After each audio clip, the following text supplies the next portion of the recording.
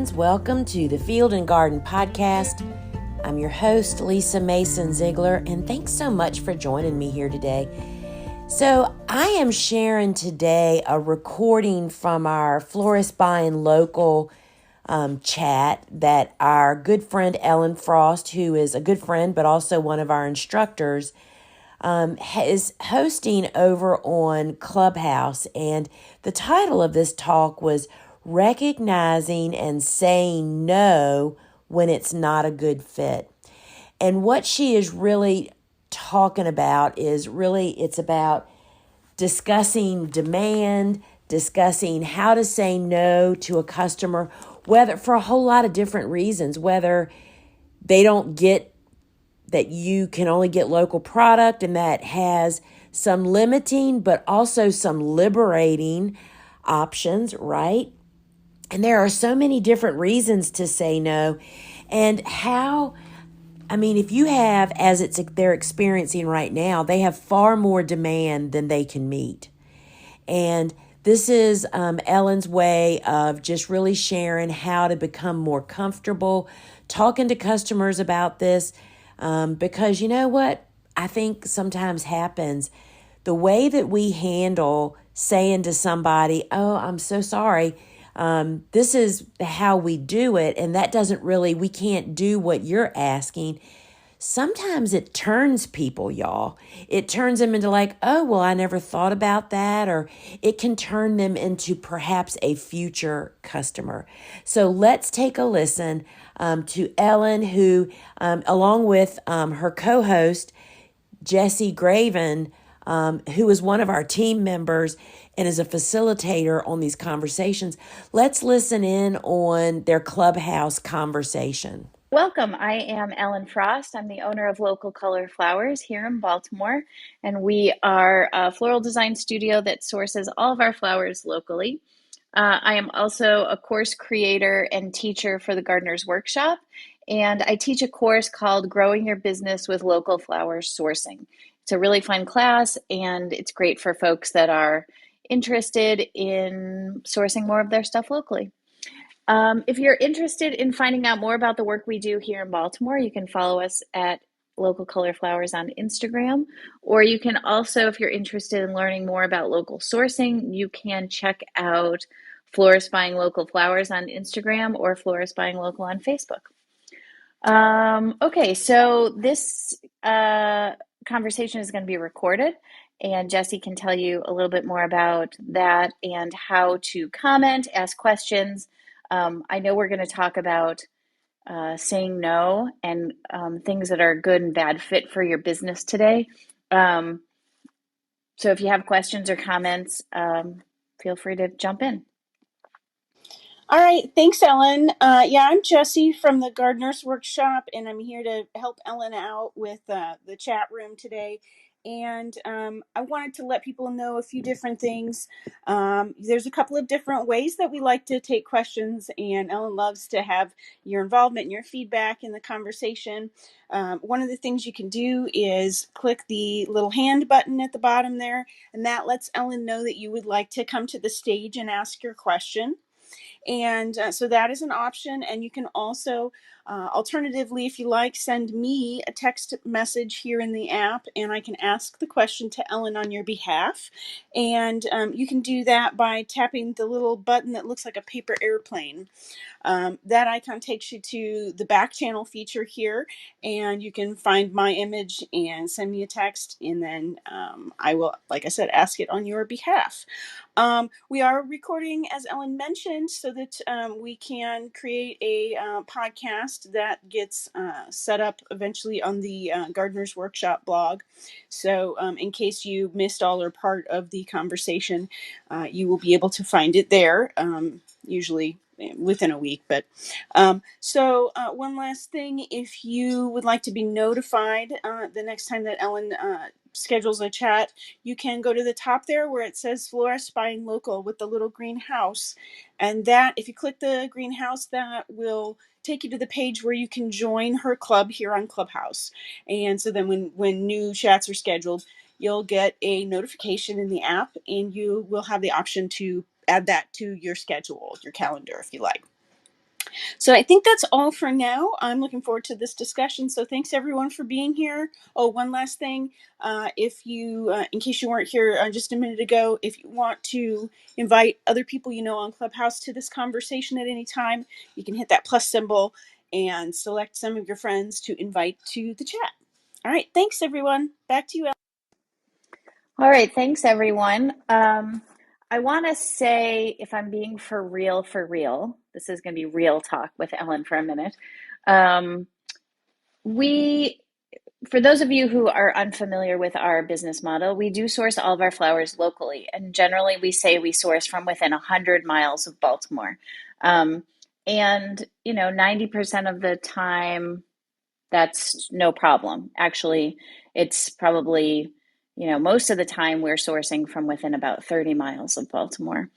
But this time of year is particularly challenging. And I just thought I would start by giving you a little real update about our sourcing situation right now. It's funny because our friends at Little Acre Flowers, which is a floral design shop in DC, then they're just like us and they're our good friends.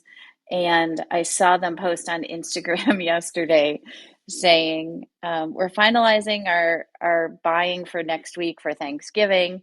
And if there's any farmer in the mid-Atlantic that I haven't spoken with that has something I can buy, please get in contact. So that's pretty much the situation we're in. We have much less product available to us this year than we have in years past around this time for a couple of reasons. One, the cost of propane has gone up so much that our growers that are growing indoors have really been struggling on how to handle that increase in price. And so we have one grower who we have been buying from, for 10 years, who grows indoors only, and normally is flush with flowers right now, including sunflowers and snaps and stock and sweet William.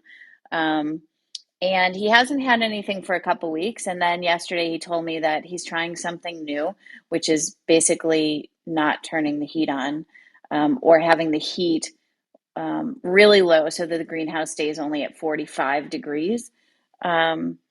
And that means that things are growing much slower and there's just not as much availability.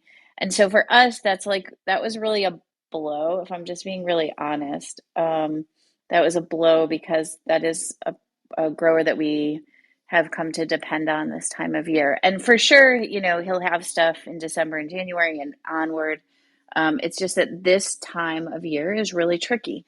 Another grower is in the same situation or a similar situation. She has heated greenhouses, but everything is growing slower because, again, they're trying to keep the heat kind of relatively low. So they are looking like their Thanksgiving mums are probably not going to bloom for another 2 weeks.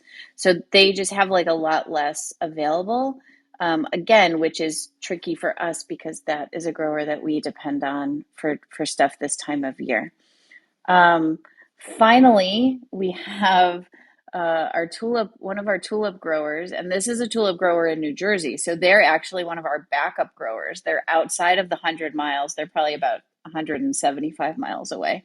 They usually have tulips starting maybe the first week of December, but they, like everybody else, are having shipping issues. So their tulips just arrived. And they're looking at not having tulips until after the first of the year. So this week has been challenging for us. I know florists all over have been having supply issues, all year or since COVID even. And we have been really fortunate that our local growers have just been flush with flowers and have been just so amazing. And they continue to be amazing. We're all just struggling through sort of sourcing right now. So next week is Thanksgiving, and we have lots of demand, which again is amazing. And this sort of gets me into the saying no and finding a good fit for you. So we have a lot of demand and we don't have a lot of product. And there's lots of reasons to say no to work. Um, and there's lots of reasons to prioritize finding the right fit for you. Unfortunately for us, this year for Thanksgiving, we have had to really limit what we're offering because our sourcing is really limited. But I will say, and when I say it's limited and that we have to limit our orders, we still have we are still filling about 60 subscription orders, along with about another 60 pre-orders. So maybe about 120 orders we are able to take, but there's a lot more demand than we can fill. Um, and so that's one reason to say no, right? Is that we don't want to get ourselves in a situation where we've taken too many orders and can't fulfill what we've promised.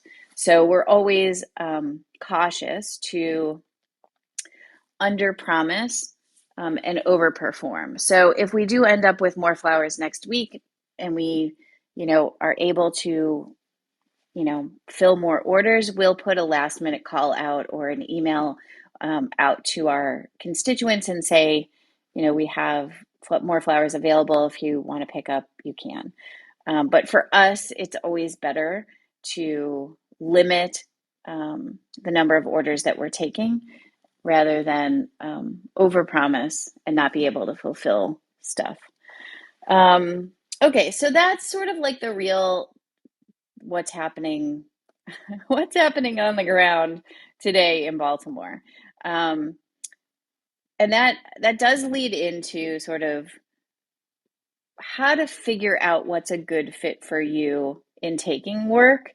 And for us, there's like a couple of reasons we don't take work and ways that we figure out if things are a good fit for us. So one reason we would say no to work or to a client or a customer is that the work doesn't fit in with what we offer. So this is really challenging, I know, especially for new people. I mean, it's challenging for old people too. But when you're really hungry for work, you feel like you want to take everything because, it's like feast or famine over here, right? It's like, I better take it while I can, even if it's not such a great fit, because I don't know when other work is going to come, especially if you're really trying to make this work your primary income. Then you got to make money to stay in business to pay your bills, and we've done that too. We've taken work that has not been a good fit for us, where people are asking for something that we don't usually provide, and for us, it has always felt maybe like we shouldn't have done that. So like for an example, this is one example. So, and this was early on. We had a client who said they wanted calla lilies for their wedding. So they wanted to carry callas as the bride. And I said, we don't really have those available locally at the time of the wedding.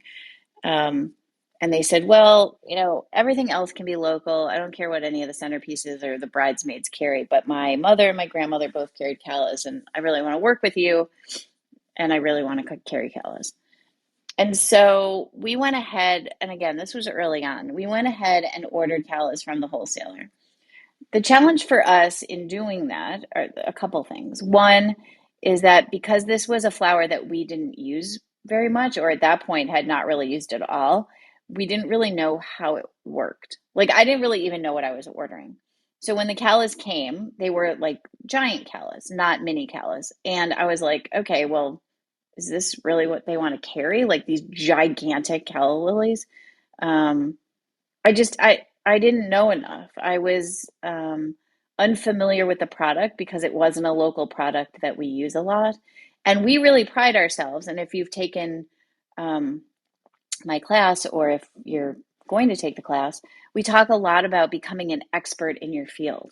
And we are experts in local flowers. We're experts in the flowers that we use, and we're continuously learning, but we pride ourselves on knowing as much as we can about the local products that we're using. And so when we were faced with this product that we didn't really know about or understand, it really put us on the defense. We really just did not feel comfortable and confident in the work that we were providing. Again, we didn't even know how to process it. Like, we didn't know how to hydrate it. We didn't know. I mean, it was just not a good fit. The other thing is that we were really thinking, okay, every florist can buy from the wholesaler, right? Like, what is the thing that's going to set us apart in the marketplace? We think that it's buying local flowers. But if we're buying some local and we're sourcing from the wholesaler, that's pretty much what everybody does, or what a lot of people do. So we were feeling like we were not able to set ourselves apart by saying that we were local if we were also then just buying from the wholesaler whenever we felt like it. So that was maybe a situation where we should have said no. I mean, we didn't know that in the beginning. And, a lot of what we do as entrepreneurs is like try stuff and learn from successes and failures. And that was a situation where we probably should have just said, and actually after that was when we decided, okay, we're not doing this anymore. We're not going to buy things from the wholesaler for special requests. And, it's totally fine if you do that. That's great. It just, for us, it was not a good fit. So that's one reason to maybe turn down work, is it doesn't fit with what you offer. And that's not just in local sourcing. That could be like, we had a client recently whose wedding got canceled twice because of COVID, and then finally was happening. And like a lot of our clients this year whose weddings were canceled, they really wanted to then go all out because they had waited so long.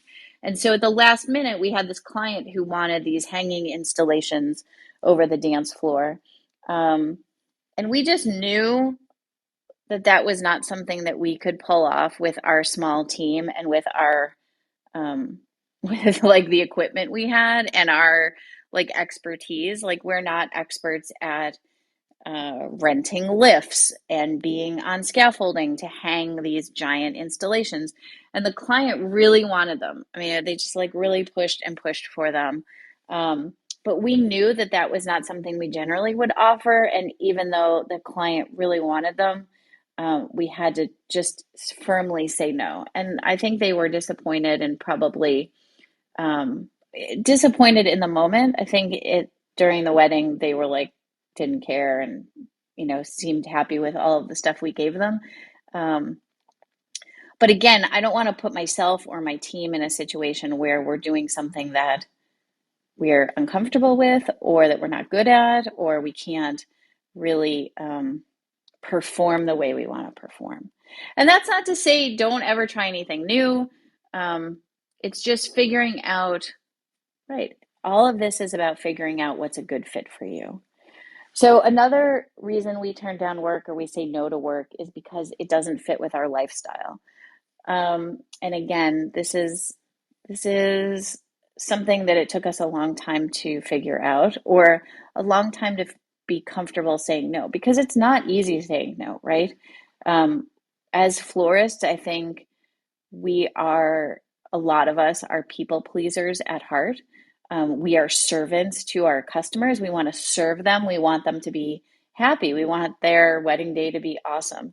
And it took us a long time to turn down work because of lifestyle, because this was more like, I have to preserve my own sanity, right? And the big one for us, I think, is retrievals after weddings. And if anybody was following us on Instagram these last few weeks and saw our retrievals, you'll know that I'm still doing them, even though they do not fit with my lifestyle. Every year I get better at reducing that. And really, for next year, we are not offering retrieval unless it's like some special situation where it's a client. I don't know. The retrieval we did a couple weeks ago was for this large wedding for basically like our best customer ever. So there wasn't really a way to say no to doing a retrieval. But retrievals don't fit into our lifestyle. We get up very early in the morning, 4 or 5 in the morning, and we are, especially on wedding days, working straight through to the end of the wedding, which could be 4 or 5, 6, 7 o'clock at night. Um, and then having to go home and like eat dinner and then go back. Like um, we're not a giant company. We don't have a breakdown team. I know there are lots of companies that do, and that is amazing for them. But we're, a team of 4 or 5. We all have lives. Like we have people who have kids. We have people who, I don't know, they just are doing other stuff. And going back to break down a wedding at midnight is not part of what we want to do. And so we're just unhappy every time we do it. And it's scary to not offer that because I do think that people will turn down weddings from us because of it. Um, but the more we do it, the more unhappy we are, and the more exhausted we are, and the more recovery time after weddings we need. Um, so we're trying to prioritize lifestyle because it's not, this business is not a business that's going to make $1 million. If yours does, I'm thrilled for you. But our business is not that. And so lifestyle is important to us. We consider this a lifestyle business. We want the business to fit in our lifestyle and not us conforming to the business. And that's just the truth of it. Which also means we're not doing weddings in DC because they are hard and they take 1,000,000 hours to get to and get home from, and they're challenging and stressful, and we don't want to do that. So we are trying to be better at saying no to things because of lifestyle. So for you, that might be anything. Maybe you have kids and you want to be home on the weekends. So maybe doing weddings on the weekends is not a good fit for you. So you figure out how to sell flowers during the week. Or you have a full-time job that you don't want to give up because you like it. So you're only going to take things on the weekend. I don't know. There's a million things that are lifestyle things that impact you. But for us, we are trying hard to put ourselves and our health and our sanity and our mental well-being first, or at least equal to the client's requests. Another reason we turn down work is because, or things that are not a good fit for us. Customers that just don't have the budget for what we're offering. And this is like, again, all of this like turning down work is so hard and so stressful. So, if we send a proposal to somebody for a wedding and their response is, "Oh, thanks so much, but I don't have $3,000. My budget is $1,500." And we would know that hopefully before we send the proposal, but we would then say, "Okay, well, here's some options. You can have smaller centerpieces. You can get rid of the entryway piece. You can do these other things. But what we're not going to do is offer you the same product for less money, even if that means turning down the work, because undercutting other florists is not good. But also, this is a business and it needs to make money. We need to make a profit. There's no shame in that. That is what we do this for. I mean, of course, we love it and we love flowers and we love our customers. But the truth of the matter is, if this doesn't make money, and of course, like maybe you have a job that doesn't make money, one wedding, or, for whatever reason. But if you continuously spend a lot of time doing work that doesn't make money, believe me when I say you will start to be resentful. You will start to not like the work as much, because you'll feel like people are not seeing the worth in your work. And we have definitely gone through phases of that. And, that also goes into like us raising our prices. And, but we just are not willing to take work that a customer can't afford. And, we try to refer people to other options and we try to give them lots of options. But saying no to work that people can't afford just has to be, that's a line in the sand that we can't cross. Okay, one more, and then I would love to hear your comments, questions about this topic or about my local sourcing challenges right now. And I can tell you what we're doing for local sourcing too for next week if you are interested.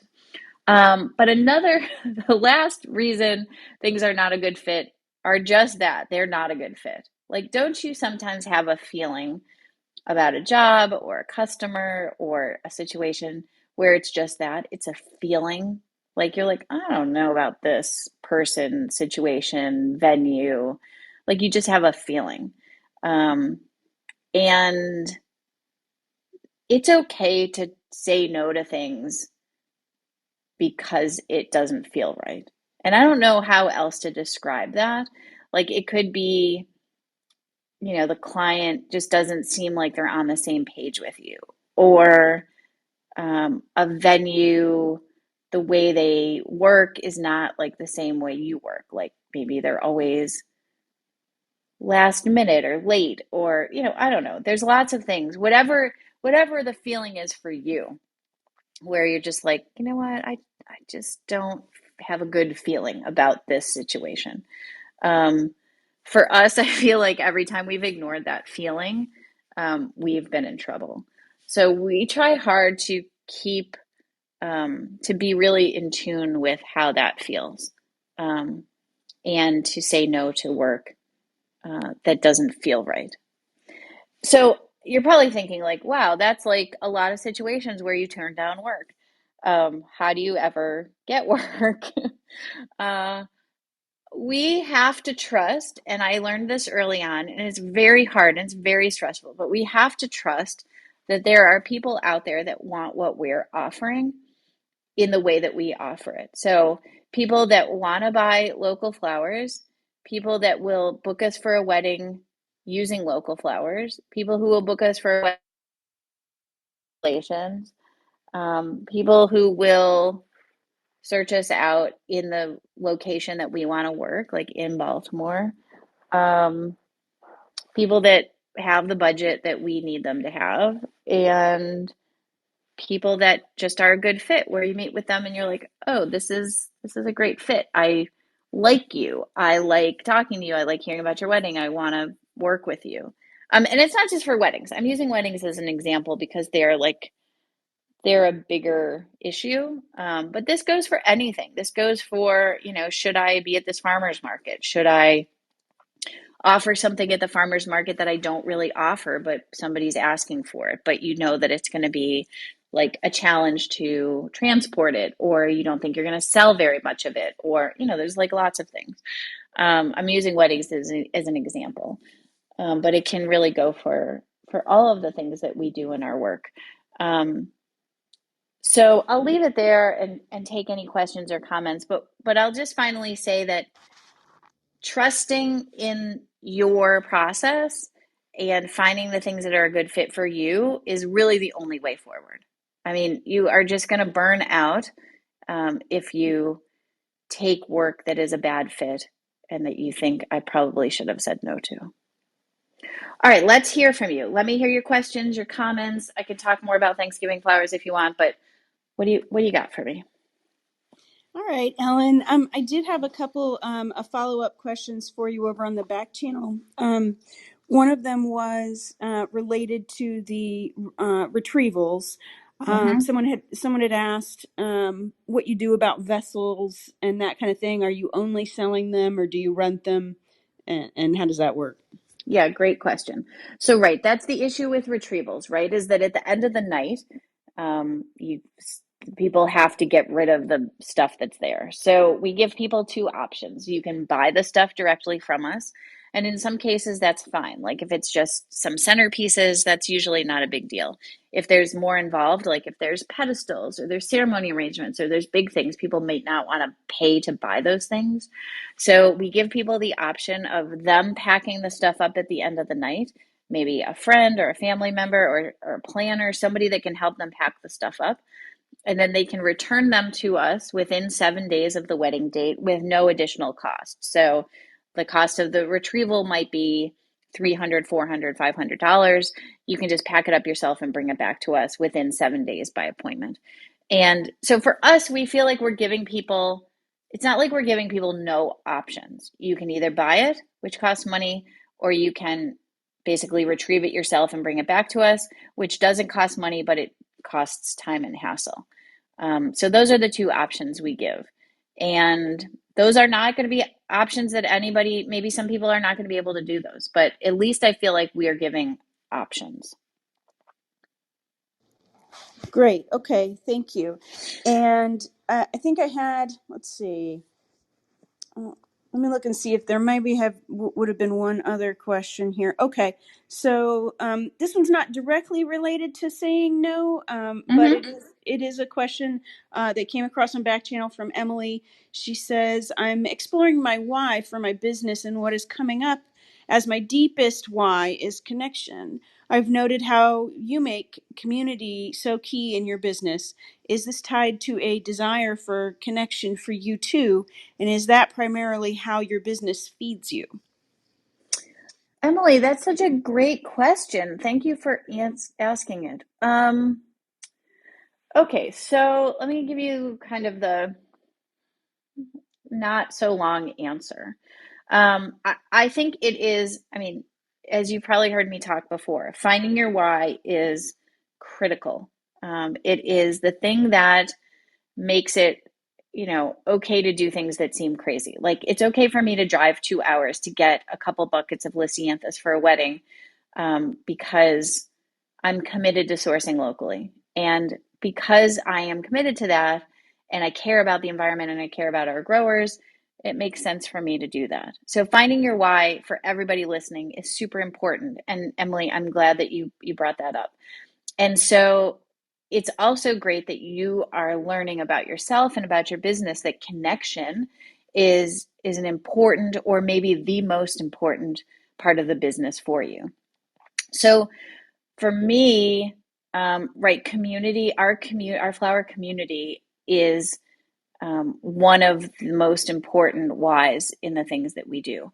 And I would say that it's connection for me for sure, but I oh my gosh, this is like going back too far. I After college, I went to all Catholic school my whole life, and was really just taught about social justice and about sort of service to community from early on. We were like the Catholics who were into social justice. And after college, I did a volunteer program called the Jesuit Volunteer Corps, which is sort of like a Catholic version of the real world, where you did service work and you lived in community. And so that was really the beginning of me thinking about community and what that meant and how to serve my community. After the JVC, I worked in nonprofits for 15 years, doing housing development, and I just never knew that there was a way to serve my community that wasn't like working in a nonprofit or working in social justice directly. And it wasn't until I went to graduate school and took some business classes and some social entrepreneurship classes that I started to see that there were actual for-profit businesses who were serving their community and figuring out ways to make their community better by having a for-profit business. So it's definitely connection, but for me, it started with service. It was service to my community. How could I serve my community? And that continues to be, for sure, like one of my top whys, and why we do this work and why we do it the way we do it. So I hope that answers the question. And I applaud you for doing the work to figure out what your why is, and making community and connection high on your priority list. Thank you, Ellen. That was very nice. I think I have no additional questions yet on the back channel, but I want to just let everybody know, in case anyone came in late, that I'm happy to take questions and ask on Ellen on your behalf. If you're not able to come up to the stage and ask questions, and you can do that by hitting the paper airplane icon button and finding me and sending me your question. Ellen, do you have anyone who raised their hand? I don't see anybody. Is there anybody who wants to hop on and say hi and ask a question? Okay, maybe there's one. Let me see. Oh no, there's not. Okay, if you want to hop on. Oh, hold on. They're here. Well, somebody's here. Let me see if I can do it. Hi, Emily. Hey, sorry, my daughter's here with me. Oh, I that's okay.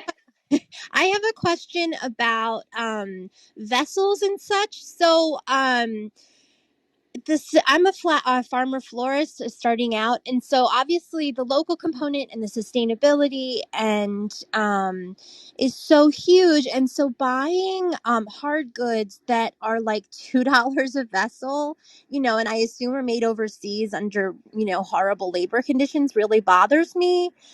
But it also seems really tricky to buy handmade local things here, just like to pass on that price point. Do you have any thoughts on this? Oh my gosh, this is like an ongoing.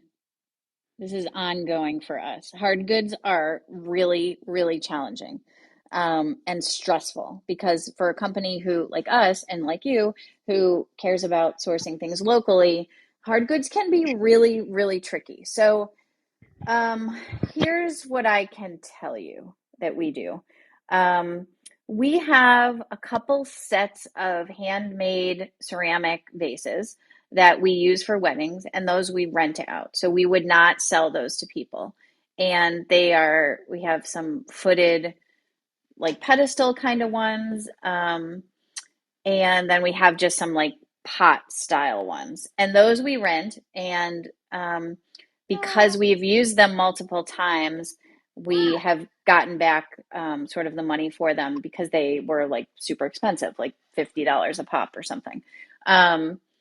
And then for more like simple other sorts of vases, Syndicate Sales. I don't know if you know them. They are an American company that does provide American made glassware. They offer other glassware too. So in their catalog, they have a little icon that is an American flag. So you can find the stuff that has the American flag on it. They also do recycled glass, so you can look for like the little green leaf icon. So we try to buy as much as we can from Syndicate in their American made glass situation. Um, but then otherwise, like if you look at like a lot of places that have hard goods, those are definitely coming from overseas. And even if you were like okay with that, which, in some cases we have to be because there's not a lot of options, um, the shipping issues right now are just impossible. We tried to buy some stuff for a wedding recently, and they said it would be a year before we could get it. And I mean, that's just not going to work. So, yeah, hard goods are a challenge, but I would say there are some options out there. And if you search out American made options or a local option where you could rent it, um, to me, that would be like if you're doing single orders, then I would say the Syndicate glassware, the American glassware is probably the best option for us because that's like not super expensive and we can send it out with a single order. If you're doing wedding stuff, then that might be a situation where you want to invest in a local product that you could rent out more easily. That is so helpful. Thank you so much. I hadn't heard of them. Oh, good. Yeah, check them out. You can usually, if you have a wholesaler, like our wholesaler sells stuff from Syndicate, but you can also just reach out to them. They have an online catalog and a paper catalog, and I think you can order directly from them. Yay! Thank you Okay, so much. No great. problem.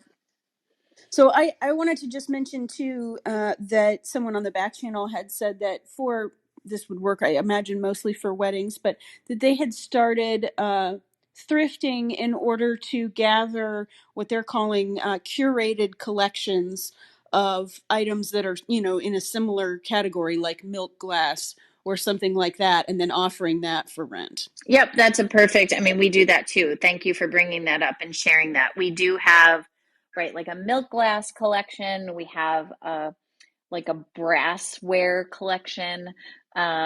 We have a depression glass collection. So that's another way to do it for sure. Thrifting, we thrift those sorts of collections, and then it's just a matter of selling that to the customer because um, a lot of times, the customer doesn't know or care what kind of vases they have. So being able to offer those kinds of thrifted collections is great too.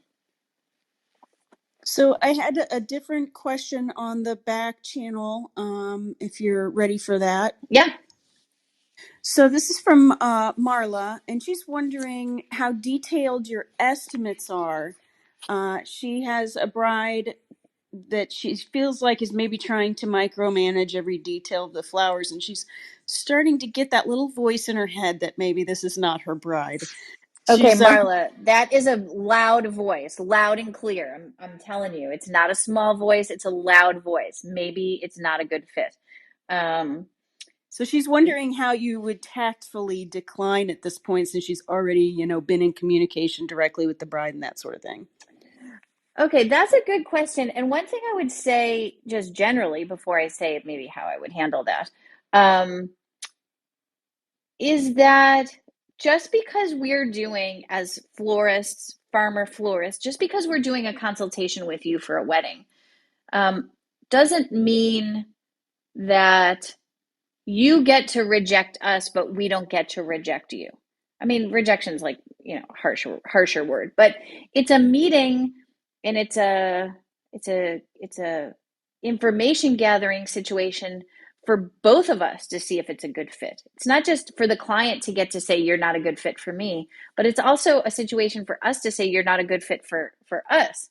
And I think that I still have to talk to myself about this because I feel like sometimes because we are saying we want to have a consultation with you, it means that we will do anything you want, but you can turn us down if you want. And that is not the situation. So you are going through the back and forth with the customer to see if it's a good fit. And if you've already sent a proposal and you are getting questions back and you're starting to feel like this is probably not a good fit for me and this is more than I can handle, there are a couple ways to handle it, and none of them are going to feel great. One is to say just directly, it seems like what you want is more than we can give you or different than what we can give you. And this is our process. So, like our proposal says, bridal bouquet. The bride's bouquet will be made with pink and orange flowers and green foliage. It will be naturally styled. It'll be wrapped in ivory ribbon. That's all it says. That's all it says. And if somebody is like, I need to know what flowers those would be, or I need more information, I would just say our model is very different than traditional florists. And we can't give you more information, and we will not be able to give you more information ever. We're just going to show up at the wedding with what we give you. And that is not a situation, that's not a model that is comfortable for everybody. And I say this to the people, I say this to the potential customer. I can refer you to a florist that might be a better fit, that would be able to give you a list of flowers you're going to be using, that would be able to give you more control over that situation. But our model is the way it is, because that's the way it is, and it may not be a good fit for you. And that's not it's not easy in the beginning to have those conversations, but I will tell you, like, even just saying this, I feel like empowered. Like I feel like I'm taking control of my business, and that it's not the customer doesn't get to control the process. I control the process. I am the vendor. And so just saying that and standing behind my process and my model makes me feel really good. It makes me feel like I am confident in the work that we provide, and I'm not going to get myself in a situation where like 6 months down the road, I'm like, they keep asking for a list of flowers and I can't give them a list of flowers, and they keep asking and I keep saying I can't give it to them, and then we're all mad and uncomfortable and unhappy, and I don't want that for anybody. So that's one way to do it. That's the best way to do it. I mean, I can give you like, I don't know, is it like the easy way out? I'm not advising you to do this. But you can just say, something came up and the date's not available anymore. I have done that in some situations. I don't think that's the best way to handle it. But if you're really like at your wit's end and you don't know what to do, I mean, you could always do that. You haven't signed a contract with them yet. You've only given them a proposal. But I would say start to get comfortable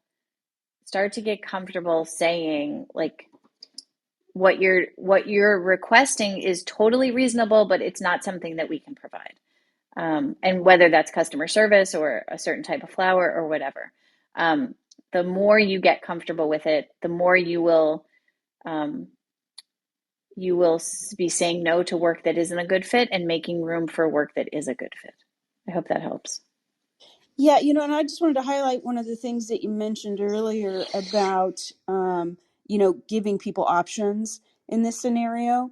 Like, I feel like if you are able to, build a network of florists that offer different types of things, then and you can offer that as an option to the person, it sort of uh, maybe softens the blow a little bit, and gives Totally. them an option, so We that they're have a not list just. of florists that we, say like we will refer you to X, Y, and Z. They can provide what you're looking for, or we can refer you to X, Y, and Z, and they go to the location that you want us to go to, and we don't go there. Like whatever that is. So absolutely, if you can offer a better option, I will tell you. I don't know if I'll look at this list of people who are here. But Amy from Drive By Drive By Flowers, took our class and is in Virginia. And this is just an example. We have a very good customer here in Baltimore who is getting married deep in Virginia, a place that we don't go. And we love this customer, and we want to make them happy, and we want them to continue being our customer, and they want us to do the flowers, but it's really in a location that does not work for us. It's like 2.5 hour drive, some installation work that would require us basically to be there all day with a team, drive home. So again, this is like, how do I balance like what my good customer wants and what sort of I can really handle? So I reached out to Amy, who lives very close to the venue, and said, "Would it be okay? Are you interested in this wedding? And if would it be okay if I referred you as the florist, because it's just not a good fit for us, even though we love them, the customers, the clients." And she said, "Great." So we told the client about Amy and said this would be a better fit because of the location. She offers a lot of the same things we do. She's great. And they had consultation and are moving forward. So I know that the client was probably disappointed that it wasn't us because they have a relationship with us already, but we were able to offer them an alternative that was a better fit and worked out for everybody. I'm not seeing any other questions on the back channel, so thank you. All right, everyone. Anybody else have any last questions before we go on with our flowering day? Anybody? Great discussion, everyone. I appreciate everyone who was here today, and thank you to Ellen. Yeah. I'm glad to have had some time with you all. We will not be on Clubhouse next week. Thanksgiving week is a bonkers week, and everything has to be done between Monday and Wednesday. So all of our time will be at the shop next week. So we will schedule Clubhouse in the future, and hope you'll join us once we can get our act together in that way. So everybody have a happy holiday, and have fun with flowers today. Same to you, Ellen. Thanks again. All right, thanks everybody. Take care. Bye. Well, friends, I hope that maybe gave you some, insight, interesting food to chew on.